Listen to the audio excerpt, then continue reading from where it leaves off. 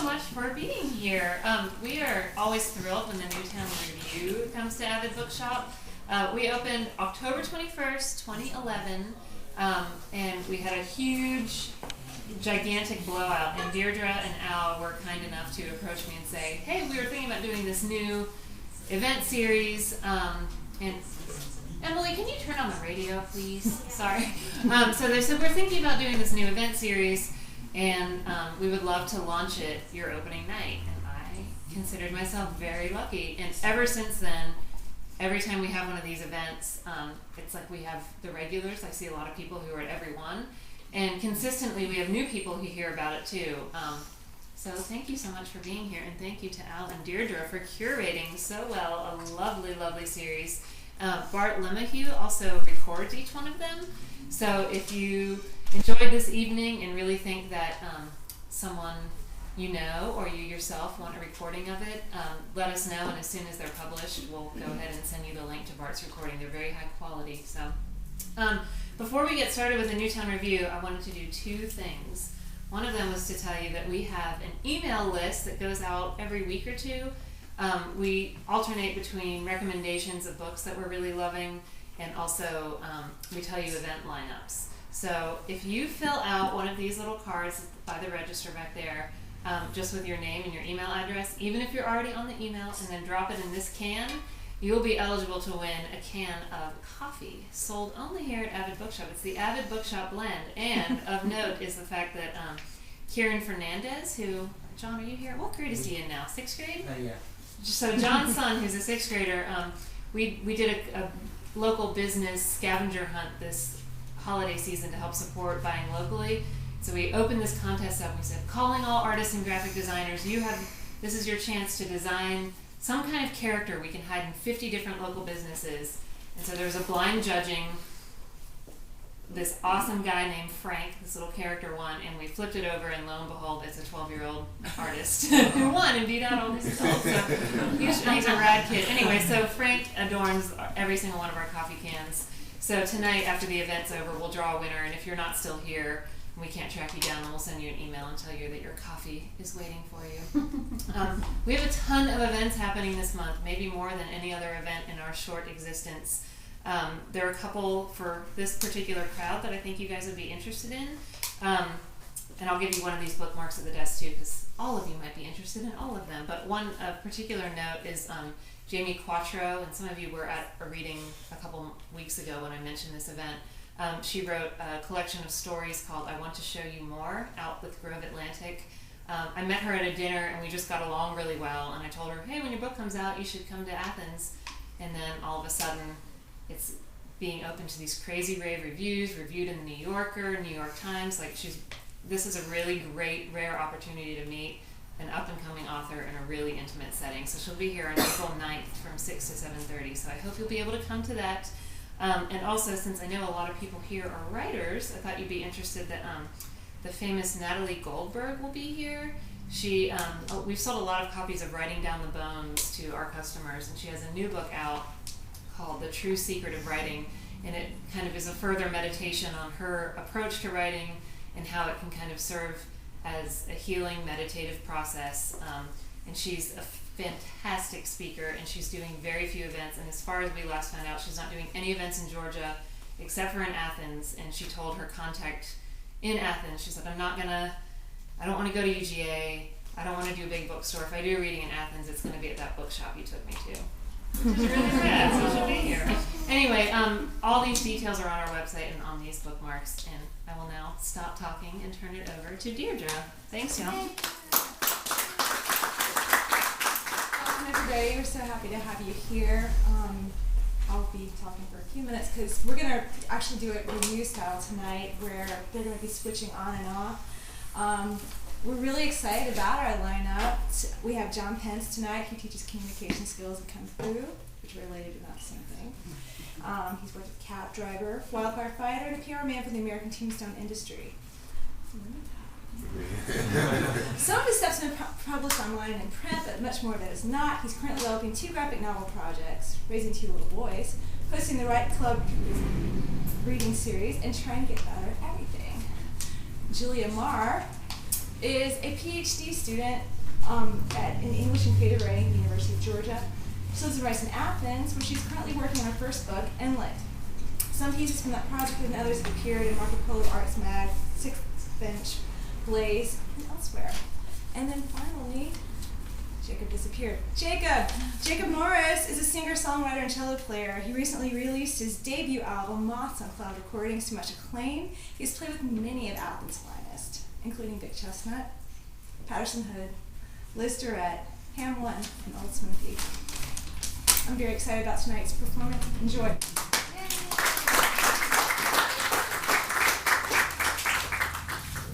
That caught me a little bit unprepared, sorry. How's the vocal to amplification thing? Is that all right? Y'all can hear it? Okay, good. Read two short pieces this evening. This first one is more or less true. It's about the first time I thought I might be dead. It's called Gum Spring. In the morning, it was gorgeous. I rode my old Honda about an hour and a half into Richmond to see about getting a job, singing Rolling Stones songs into the wind at 70 miles an hour. I spent all day at that job and decided it wasn't for me, but no big deal. I'd only wasted a day of my life. Sure, I was between jobs and about to go seriously broke, but it was summertime and I was in the middle of a 2-semester academic suspension, and I had nothing but a series of wasted days behind me and nothing but wasted days on the horizon. This one particular day mattered very little to me at the time, given the vast possibilities of wasted days that lay at my feet. After checking out the job, door-to-door political canvassing, in case you were wondering, I goofed around in Richmond till after dark, probably had a beer, then got on the Honda and started riding back home. I was maybe 19, it was early June. I was wearing a pair of greasy old jeans, a t-shirt, boots, and a Shop Brothers leather jacket, a brown Perfecto, which did not yet have the row of spikes down the right forearm, but that would happen soon enough. In Central Virginia, it is uncommon, but still occasionally possible, that there will be one night in late May or early June when the temperature dips low enough to frost, killing all sorts of young fruits and vegetables. This was one of those nights. Now that good old Shop Brothers Perfecto is a fine jacket. Under normal conditions on a 30-degree night, it would have kept me from being miserable. I would still have been cold, but not shivering. At 70 miles an hour, with no gloves and only a punk rock t-shirt on underneath, that jacket didn't do too much. I thought I was pretty tough, and that jacket had always reinforced the notion. I thought I could just make up my mind to suffer the cold, get home, and take a nice hot shower. That strategy worked for about a half hour, then things got weird. Gum Spring, Virginia is about halfway between Richmond, where I'd been all day, and Charlottesville, where I lived. Its exit off-ramp is the same ramp where my friend James's Oldsmobile cracked an engine block and vomited every drop of oil and antifreeze out onto the pavement a year or two after this story. It's also where I was the first time I thought I had died. Since that night, I've had a few more occasions to think that I might be a goner, but those are stories for another day. I've also had many occasions to drive by that same Interstate 64 off-ramp, and I've even stopped at the same gas station and relived that night. Being in that gas station now is an unsettling feeling, like when a memory of a past life bubbles up and kind of makes you sad for the person you used to be. For me, the memories of past lives tend to be scary. I've heard that once you get used to them coming, those memories bubble up as the sweet moments from other lives. But it's sad to think from our perspective here, alive now, that the person you used to be had to be scared or had to leave something sweet and lovely behind. Now that's the way it is, saying nothing stays the same. And when I see that exit sign heading west out of Richmond, I usually feel sad for the person I used to be. But like the death card in the tarot deck really means change more than literal death. Death has to be okay with you sooner or later. Whether it's okay or not, it's coming. After a half hour in the cold, I had gone from being cold to shivering uncontrollably to not shivering. And that's when they say, with the not shivering, that you start approaching hypothermia. So that had me a little worried. My hands were just completely numb, and I started recognizing that my mental state was unusual. I know all these symptoms sound kind of melodramatic, but I was completely unprepared for the weather. Slowing down to 55 miles an hour or even 45 didn't help much, so I stayed at 70. The Gum Spring exit wasn't far off, so I made up my mind to pull off there, buy a pair of work gloves at the gas station, have a smoke and some coffee, and try to get all the sensation back where it belonged. But with numb hands, and apparently with numb feet as well, it's hard to work the clutch and front brake, which are your hands, and the rear brake and the shifter, which are your feet. It's hard to work those well enough to go from 70 miles an hour to zero in the kind of synchronization that you come to take for granted when riding. At the top of the ramp, I kind of bungled up to the stop sign in second gear, stalled out, and tipped over at an all but dead stop. I cussed a little bit, got the bike back on its wheels, and got back on and rode the next 100 yards to the gas station. Until that little topple, all my senses had been heightened by adrenaline. After, there was an emotional and cognitive numbness filtering everything. This numbness applied to things like cold and pain as well as to my sense of time. I couldn't tell you, honestly, if I was in that gas station for 5 minutes, 15, or 50. Memories are hard to pull up now. And when I go back to that gas station nowadays, any memory of that night really just kind of manifests as a chill in my bones and a really creepy feeling. I left with a cup of awful coffee in my belly, 2 or 3 Camels in my lungs, and a new pair of suede work gloves on my numb hands, and some kind of impaired idea that I was safe to get back on the road. After another 5 minutes at highway speed, I was shivering so bad I couldn't really control the bike. I decided to pull over and take a break, but at that moment, I saw an 18-wheeler parked on the shoulder with its lights off and its engine running. And in a flash, I was terrified of this truck. I don't know why, but I sure as hell wasn't stopping anywhere within sight of it. I had to wait for the road to curve around the bend before I could pull over. At that hour of the night, there was nobody on the road for miles. And this was way in the boondocks too, so there wasn't a lot of ambient noise. After so long on a bike singing like Mick Jagger, you kind of get used to loud engine noise and wind, so silence is a distinct difference. I stood on the shoulder of the highway trying to get some feeling back in me. This was way before the days of cell phones. A car phone was a luxurious gadget that was showed off on TV, not an essential piece of travel safety. Otherwise, I would have called somebody for help. But as it was, I was stranded in the middle of nowhere and too cold to keep on going. I was facing the idea of just resting beside the road until morning. Maybe a cop would come along and help me out. I could just curl up on the pavement and shiver. I had a lighter. Maybe I could build a little warming fire. But then I heard something. Up in the woods behind me, fairly close, I heard 2 voices. They were men with characteristic Virginia accents, talking and laughing. At first, I thought they were coon hunters, but if they were illegally close to the road. But that's what it sounded like, the joy of being in the woods late at night with a pint of whiskey and a .22 rifle. I listened closely to hear what they were talking about. I wondered if they were talking about the motorcycle that had just stopped down on the road. I wondered with a twinge of embarrassment if they'd heard me singing. They were close enough that I could hear the words they were using, but strangely enough, they weren't speaking English. They weren't speaking any language that I recognized at all, but they were definitely speaking with a Virginia accent. This wasn't a case of misunderstanding their accents, believe me. I can decipher a Louisa County, Virginia accent better than just about anybody. This was a case of not actually using words that I knew. Okay, that's a little weird. No footsteps either. But voices moving around in the woods, silent except for the voices. Sauce were ha ha, y'all know go gone. Ha ha ha, one gone, ha gone, was the blog, they said to themselves, laughing happily. Now, you have to understand, I'm pretty sure I've been around ghosts all my life, but I try to suspend judgment about it. I don't like to call them ghosts, except as a handy way of explaining that they're maybe not ordinary people. I'm not saying that the voices up in the woods that night were anything at all. I'm not going to assign a label like hallucination or ghost or hunter or alien to them at all. I'll use the word ghost because it's what I thought at the time, but that's just so I can tell the story. All I can say for sure is that I heard voices that were not speaking the language and that they moved without footsteps, and that's it. When I heard these guys speaking in tongues up on the hill, there came a very familiar wave of terror. The electric taste on the tongue, the quickening, the zing in the brainstem. That night, under the cold, clear sky, was the first time I've ever felt that particular brand of fear. I didn't have to fight or reason or whistle, because everybody knows that ghosts hate whistling, to make it go away. And when it came and went, it was just as easy. And in its place was a very comfortable feeling that I didn't have to be scared, that it was all going to work out. All right? So, if I don't have to be scared of two ghosty coon hunters, why not? They're obviously ghosts, after all.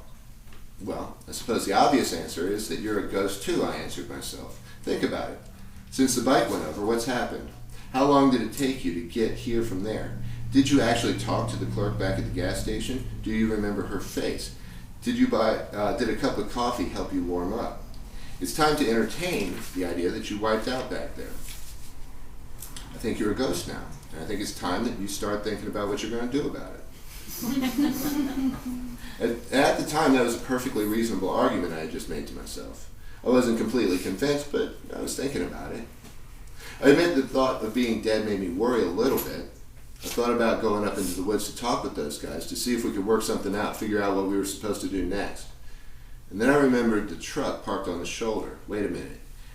Did that truck have a cartoon devil and the motto Old Scratch painted in cursive letters on the fender? To this day I wonder. I think so, but I can't be sure. Did I want to hang around on the side of the road in this condition with the devil himself taking a nap not more than a mile away? Did I want to join up with some unknown gibberish-speaking ghost coon hunters and look for the way to heaven? Or did I want to just get back on my bike, go home, and go to bed? There are three choices. Well, shit, if I'm already dead, what have I got to lose? That's an important question to ask yourself from time to time. If I'm already dead, I can't really crash again, now can I? Well, maybe I can, but I bet it won't hurt. So let's go home and to bed. I sighed heavily, put the helmet back on, hollered up some words of encouragement to the fellows in the woods, warned them that Old Scratch wasn't far off, and they hollered back, but I had no idea what they said. I fired up the Honda and I got back on the road. I sang Sweet Virginia 2 or 3 more times, all through Louisa County. And by the time I dipped in and out of Fluvanna and back into Albemarle County, I'd also sung a lot of The Rest of Exile on Main Street, ending up with Shine a Light. Let the good Lord shine a light on you and make every song you sing your favorite tune. Charlottesville city limits came after a torturous length of time. After another infinity, I was in my shower and then in bed. As I lay there shivering under the covers, I resigned myself to fate. I wanted to go to sleep, and I didn't care what happened when I woke up. If Satan had followed me home, I'd deal with him when I woke up. I'm mean in the morning, and he should know better. I woke up just fine that next morning, and every morning after. No devil yet. That's it.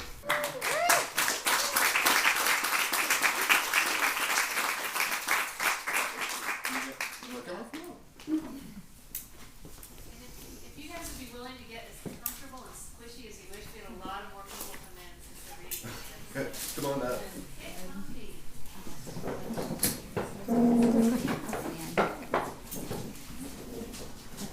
There's a lot of room.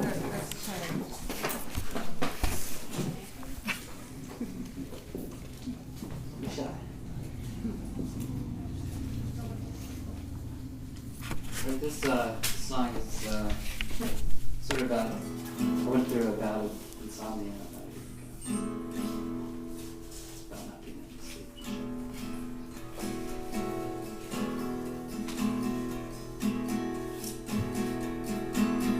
My air came, my stupid heart just won't leave me alone for very long.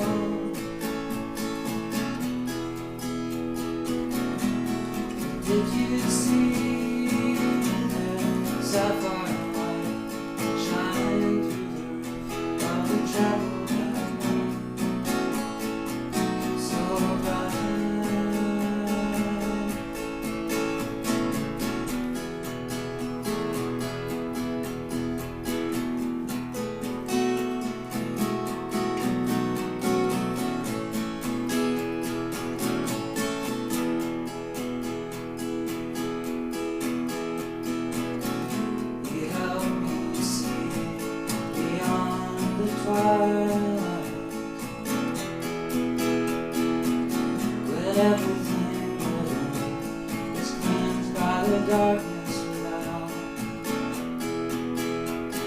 And even though everything in the sky is still moving, burning bright, won't you let me stay beside you?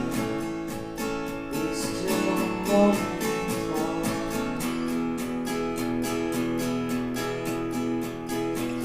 Get lost, feeling seen by symphonies they didn't. I just get cut, fearing love I never enough.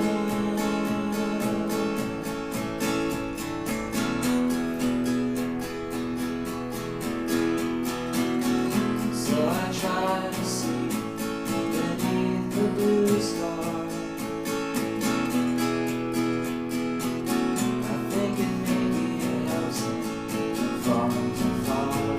Off the end, and I know I don't share my blue scars, but instantly I see our the distance go near me.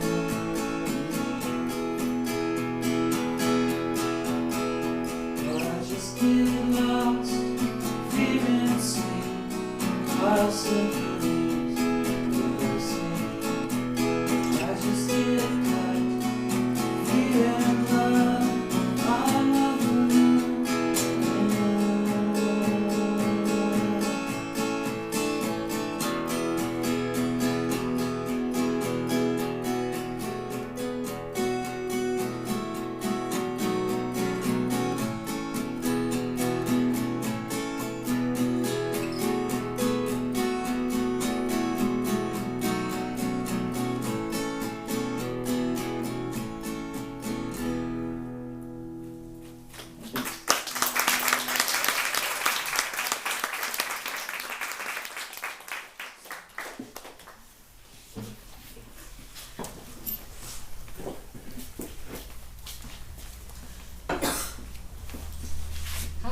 Welcome to Avid, a new time review. Thank you, Deirdre and Al, for having me.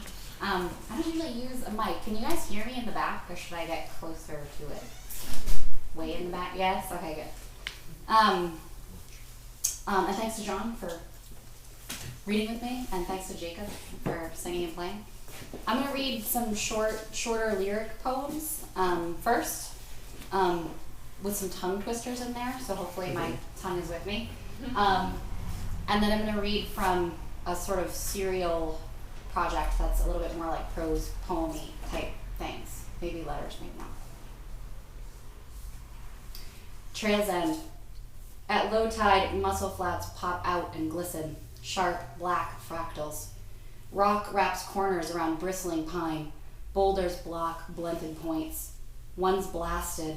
A clean hole in its belly cradles water twice a day. The other's twinned by a crack. Go there, stand on the rock, trace the crack back through the thick body, see periwinkles cling, touching, back to back. Birds of. Brassy with the wind's body, the screen breezes. I snap back my hinges, batten down the head hatch, lash myself to the space between your blue blues, wean my nails and whack the teak from my polish. If I'm a blind, you're the one with the guns and the cameras. You cock back your brights and bind them to the dust of their shot smile. You lay hands on. You say, I know you blind, wife. They're just piles of leaves and feather, birds of paradise, you say. Their only real is orange. The show. When the show starts, I watch it hold you up, hold up the light. I walk out without walking out. I cast backward glances, my lines all still sitting on the water, a lake just barely braked. When you pocket the moon, I whisper to the folks in the back row, it won't take, but it doesn't. With one eye independent of the other, the E, all the E's in that word, independent, my eye wanders off from the other, and I rent, I wane, I whine, my eye, my cockeyed belle of the evening. If it were even, mine I'd be all right. It'd not be cocked, an uncockled eye. As it is, I depend on my lashes, all my cock eyes keening. Eyeing you, I know I need a bow and a quiver full of symphonies. So I'm in the process of trying to write a dissertation. I say trying, I just started, so we'll see how it goes. And right now I'm attempting a chapter on Jack Spicer, so I had to read this poem, which is for Jack Spicer. It has two epigraphs, both come from his book called After Lorca, which I'm sure people in the crowd know. I know, because we read it in a class together, 10 of us. But in the book, he's writing poems, he's translating poems from Lorca. He's also writing letters to dead Garcia Lorca. And he's talking about trying to be independent of images and trying to get language to pull the real into the poem. And so he says, we have both tried to be independent of images, you from the start. Live moons, live lemons, live boys in bathing suits. The poem is a collage of the real. Seaweed, lemons, gray water, spinach and gold teeth are, the truth is, much more a ruffle on a dress. Basho, no, Adam's frogs, the ones smashed bleary against our boat bottom, half the size of the back forest pond we trawled for Marianne. Their shiny spindle legs astraddle the skinny kebab, the real, all licorice skin and salt. Like Atiao, a bridge to cloudlands, damper than lemons, shellacked but still molded. My finger, a line cut loose, still pointing.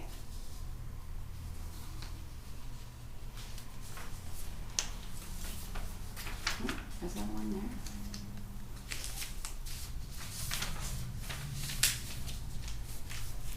Things you can't.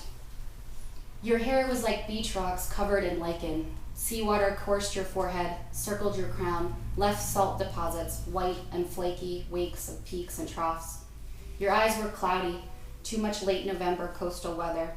If you had picked up your thick, spattered face, perhaps you could have lifted the dark, night's violent firework of dreams, stuck in the fleshy folds of your red cheeks.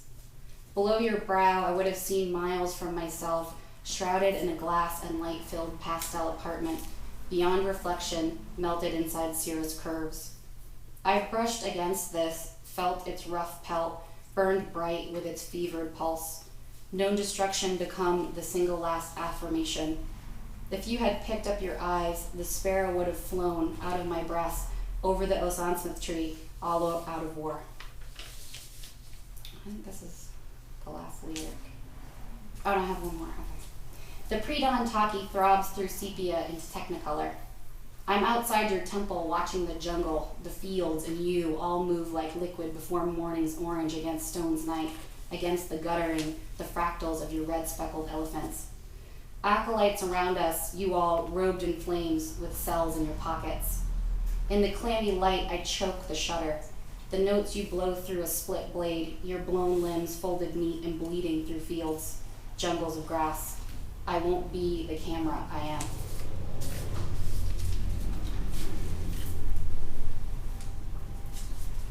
And then, I guess I will read. This is the last kind of short poem. It's kind of a prose poem. It's for Eileen Miles, and it has a epigraph from her. So that's the beginning of the poem. Love song number 2, Let's, to I. Only a person who thinks like me can sell her own ass thinking she's a cultural critic. When I get up before even going to the bathroom to pee, I peer into the internet to see your photo. I read so many of your words in the night that now in the morning noon sun, I want to see what your words did to your face, your form. I key in a first name and one letter of your last, your face all over thrust, towards loose hair. It angles up out of the internet. You sit on a lidded toilet in pants. We might be born innocent of others, but not of stuff bigger than them, than us. The toilet is of a hotel and bathroom. It has a dirty, rubbery ring around it, the place where everything loves to stick, to pull in. I think of mine, my toilet, my inn. I feel hot to pee. I wait. I open this window next to you. I key my words in next to you. I key them in. So this will be the last thing that I read. It's a serial project. It's incredibly new. I don't really know what it will be. It definitely has at least 2 characters in it. And that's about all I know about them so far. Oh, and it's all about ghosts. So, and I'm going to use the word ghost. Ghosts inside. The first painting happened today, all day. I hosed the house down and painted the light through the window, through the water. 4 times, 4 different shapes and colors of light. They are my haystacks. I told myself that, just as I'm telling you, my haystacks. Studies of my life here and now in this new house, even though they are of the light through its windows. The first one back always becomes serial. A changeling can't quite get its legs alone. Birthed and wet, it shimmers into the others, pushes up together. I knew this could happen here, but didn't know now was the now. I came for this. I kept telling myself that, all day painting it into the light. After sunset, I went outside and listened to tree lizards. Locals say they'll bite right through a finger. I thought about painting with one digit less, rust the color of my dry blood, painting with a bitten stump, the irregularities of the canvas, its bumps underneath my bleeding. Ghosts speak. Is there a class in school where you learn to work with coconut shells? Learn to work them into things other than themselves? Smooth salad spoons, back scratchers, trivets, table mats? Where you learn to weave and dye silk, twist it into artful knots? Taught to anticipate the tastes of tourists? Learn when to fill the spot and when to leave? Can you learn to make living a craft? Can you learn that work won't itch the phantoms, but break madness for the fever it is? Ghosts. In my dream, we moved into an attic apartment, a place with old, dry furniture and pitched roofs. After one night, there were parasites in my ears, on my ankles, bruised blue and full of fluid. I could feel them beginning to blow up, beginning to balloon out, anxious for the blood. I kept picking them out of my ears. One by one, I pulled them unsucked like great ticks. I felt their color change when we came apart through the palm of my hands, my fingertips, like fire heat shrinking from an open door. Those of my ankles surged, pushed up against my slipped-on jeans. I milked them like udders, pushed out their thick ink. You were there with a shot, something good and pumping, something that shriveled them up under my skin. I woke wet and bleeding, a bug bite gotten yesterday walking through the preserve. There are paths there made of ocean oak. You mustn't stray from their slats, mustn't risk fleshy limbs to mine. Ghosts in the Machine. I said I would write you, but I don't, not even now. This isn't for you. You will never read it. I have made a habit of writing, but can't begin with you. You are not waiting for my correspondence. You would recognize my message by name only. What is there to say? You would address the envelope. What I would write would try to invite. You would not respond. It would be my failure and yours. We would be together in this. I tell myself, we are already together in my not writing. Ghosts I knew. For years, I knew the exact orientation of my leg. I could lie down above it and make everything right. Knew how to line up my whole body above and below ground. At night, when the human world slept, I would sneak out and scratch the earth, my phantom limb. The grass balled up under my nails in the dirt. I was a digger. At least that's what my friends called me, because of my dark, broken nails. I could draw the stars of every season. I don't think anyone ever saw my hair, matted in the back with leaves and grass, my morning bed full of the limbs of trees and flowers, all fallen from my back. Thank you.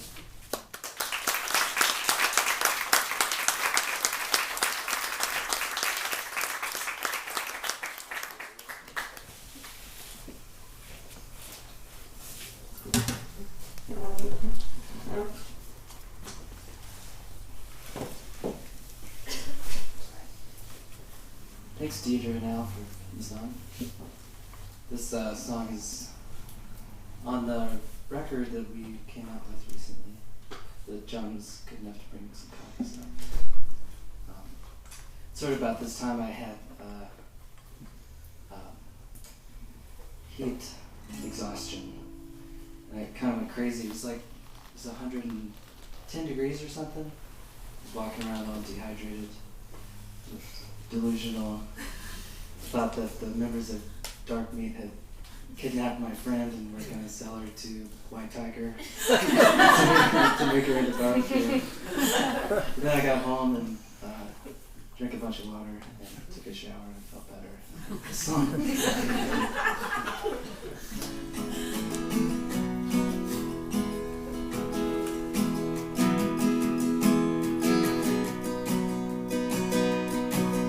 You must have sent me flowers,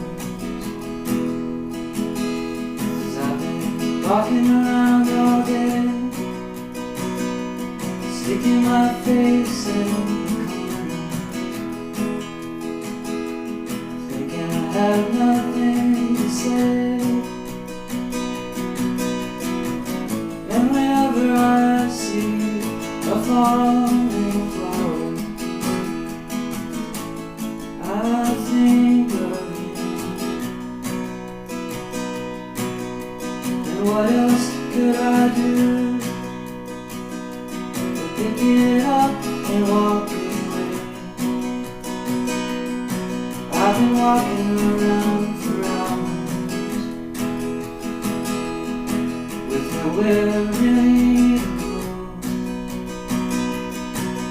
just picking up falling flowers,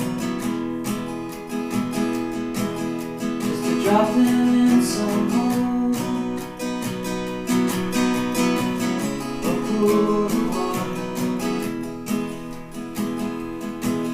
just to see what it could show. And yes, I'm on the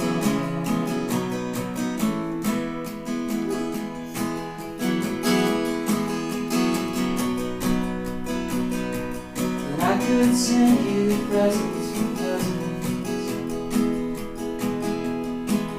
but I'd rather not, you know. I'd rather give you something easy, or maybe something slow. So I'm just walking around the flowers. Be careful where I go, and to whom I say hello to. Trying not to bend under some great wide rainbow. I can't see you from here, and I can't see you from here, I can't see you from here.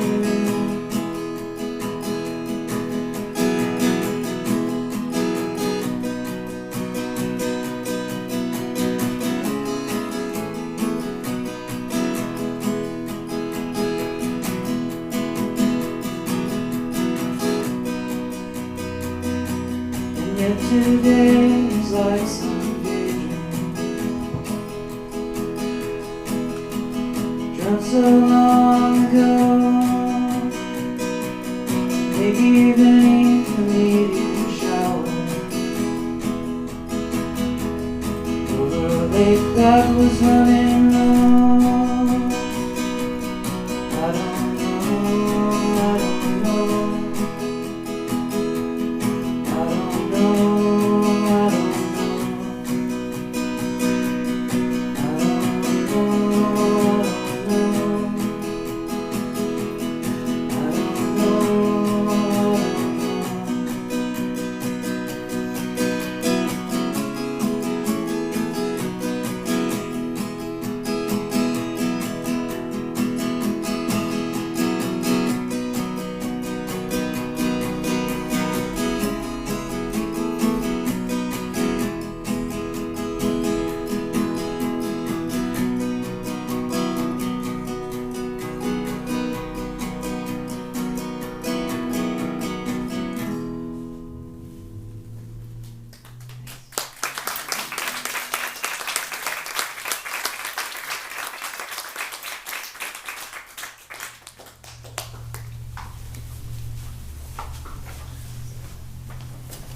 It's awesome. Love this kind of thing. Thanks, everybody. One last piece. This one is called Dicotyledon. You might remember from high school biology class that there's two kinds of shoot that come up out of the seed. There's a monocot and a dicot. Monocot had one leaf, and then dicot splits into two. That's what this one is. This is not a true story yet, as far as I know. In 1951, a mating pair of Brazilian tapirs was flown from Sao Paulo, Brazil to Cincinnati, Ohio. The pair were then taken by truck to the Cincinnati Zoo, given the names Betty and Frank. There they lived for another 25 years, dying within a week of each other during the city's bicentennial celebrations. Betty bore 10 offspring who have been shipped to zoos all around the country. Betty and Frank's grandchildren have never smelled the rainforest, but inhabit lifelike educational habitat simulations in 14 different zoos today. Later that year, the DC-3, which brought Betty and Frank to America, was briefly decommissioned to have its older Wright Cyclone 9 R1820 engines swapped out for the Pratt & Whitney Twin Wasp S1C3G power plants that Douglas had been shipping the planes with for the past few years. The plane sat idle on the tarmac for 3 months, then spent 2 weeks in the hangar being re-outfitted with the new engines. During that time, a small handful of tapir dung remained in the cargo area of the plane desiccating into a light gray clod. After the DC-3 received her new engine, she was flown to Seattle, Washington to pick up a load of vacuum tubes, which would be used in a UNIVAC computer to be installed in a top-secret location somewhere in the Nevada desert. When the boxes were loaded and secured, pilot Andy Jones, otherwise unknown to history, noticed his dusty cargo area and thought it unbecoming for a cargo of computer parts. He swept up and removed almost all of the dirt from the previous flights, save for a few crumbles left behind at the tip of his dustpan. In this detritus, perhaps a gram of vegetable matter, small gravel, and hair, was a tear-shaped, tiger-striped seed that had passed through Betty's gut from her last meal in Brazil. As the vacuum tubes were unloaded in Nevada, this seed nestled in the splintering piece of the shipping crate, later to be dislodged as the crates were being unpacked, and the splinter which held the seed in place stuck in the meaty part of Nobel laureate Richard Feynman's palm. The splinter caused a mild infection in Feynman's hand, which was eradicated within days because of his constant exposure to nuclear radiation. Yet, the seed stuck in the tread of Feynman's shoe, and as the shoe was a poor fit and donated to Goodwill the next day, the seed escaped any significant irradiation.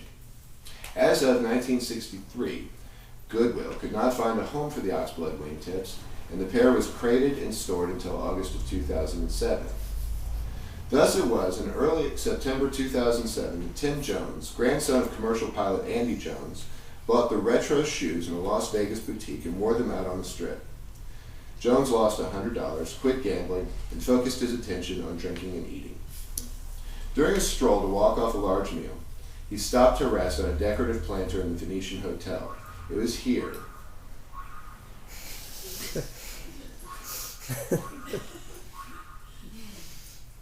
as Jones kicked up his heels to relax, that the 56-year-old seed dislodged in the moist, fertile soil of the hotel's planter.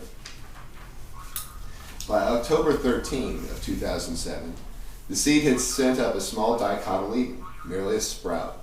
The husk of the seed still clung to one of its two flaccid, waxy leaves. This plant has several remarkable properties. In the first place, it is currently unknown to botanical science, although the warriors of two Amazonian tribes do use the juice of its peppermint-striped fruit, about the size of your thumb, as eye drops to assist in night vision. Beyond that use, among a total of perhaps 60 people in the world, the plant remains undiscovered. However, its leaves can be dried in the sun, shredded, and smoked to produce a taste exactly like an unfiltered camel. Yet the tar products of the smoke are non-carcinogenic and are metabolized in the lungs to harmlessly assist the liver and fat metabolism. The smoke does not contain nicotine, but does produce a slight euphoric effect and, for lack of a better word, increases the likelihood of accurate intuition on the part of a smoker. The dark green stems of the plant are edible and quite tasty. The texture is something like rhubarb, with a taste similar to guava.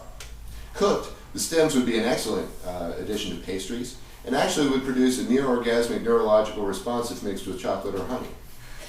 Rich in antioxidants and fiber, and containing enough chlorophyll to deodorize the breath, the raw stems are coated with a thin, waxy layer that would kill plaque-causing bacteria in the mouth. The flowers produce a strong pheromone to attract insect pollinators, but the scent also produces a euphoric effect in humans and has a stunningly powerful aphrodisiac effect, which also harmlessly increases the intensity of sexual pleasure in men and women. An as yet undiscovered protein in this scent can quiet the dysfunctional dopamine receptors of drug addicts and reduce palsy in patients with Parkinson's disease. At 12:45 p.m. on October 13th, Jane Maddox, 37, of Cincinnati, Ohio, sat on the planter to pause for breath. At 5'6", Jane weighs 313 pounds. She smokes 3 packs of Marlboro Lights a day. She ignored her gut feelings to quit gambling and lost enough money that she will miss a credit card payment and suffer a hit to her credit rating. This negative impact on her credit will ruin her chances of getting her aging father into an assisted living facility to help him cope with his Parkinson's disease. She will begrudgingly care for her father, who once took Jane to see the tapers Betty and Frank as a little girl, but will turn to the abuse of prescription painkillers she was initially given after a decayed tooth was extracted. Jane's steady diet of processed foods have created a toxic, putrefying mass in her intestines, slowing her bowels and giving her breath a smell similar to rotting food. She has never had an orgasm in her life.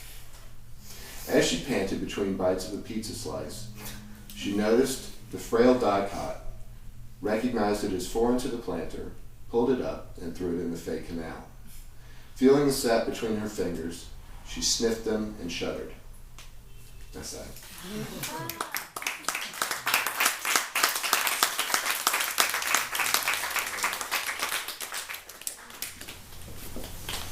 Thanks, John. That was awesome. Thanks to Jacob and Julia, Beth for doing the flyers, and Bart for recording, and Avid for hosting. This is the Newtown Review. There's still books for sale at Avid, and I believe Jacob's got some records for sale too. So thanks for coming, y'all.